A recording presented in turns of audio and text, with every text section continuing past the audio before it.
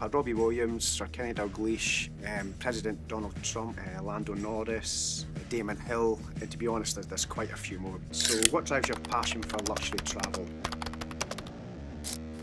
It was an experience I had about 15 years ago. I went on holiday and somehow managed to book the biggest suite in the hotel and ended up getting this experience that just absolutely wowed me. Went into a restaurant, got welcomed in by name, my children's name. The restaurant just kind of went silent as we got put to our seat, and people are sitting thinking, wow, who are these people?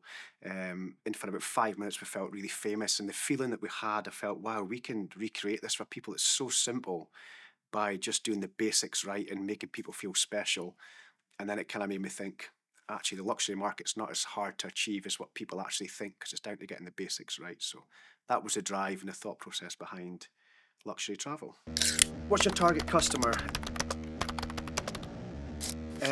Everybody, to be honest with you. I think everybody deserves to feel special from time to time. There's lots of special occasions in our life where being treated like a VIP or like royalty can make a massive difference to the way you feel and how you conduct yourself. So everybody, more specific, luxury hotels, VIPs, celebrities, anything in and around Scotland.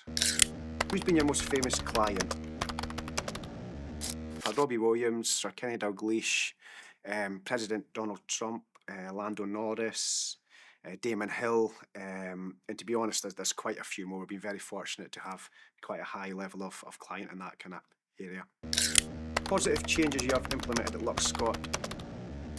We're only really 2.5 years old, so it's very hard to kind of justify massive changes, but what we have done is try to create an environment where it's okay not to get it right all the time. And when you're dealing in a luxury market, everybody's so different. So being able to adapt very quickly and have the autonomy to change things there and then is quite important to us. So I think giving the guys the autonomy to put their bit on it also is quite important. What challenges have you faced and how have you overcome them? I think the biggest one for us originally was staff, getting the right staff at the right level to deliver consistently. I think business is seen in so many different ways, but when you're trying to deliver at the very top level, I think the hardest thing is consistency. If you're in a 5-star restaurant, getting the chef to cook consistently 7 days a week is very, very difficult. So getting staff to deliver at that level every time when they go out there is very difficult, although we seem to be a lot better there now. Minimum wage gone up. It's not just a minimum wage. I think it drives wages throughout every business sector, and it's become very challenging. So that's also been a bit of a difficult one. Is it a buttery or is it a rowie? For me, it's definitely a buttery, and I would have it with some marge and low-fat Philadelphia toasted. Perfect. Who would be your ideal 3-dinner guest? Sir Alex Ferguson would be the first one.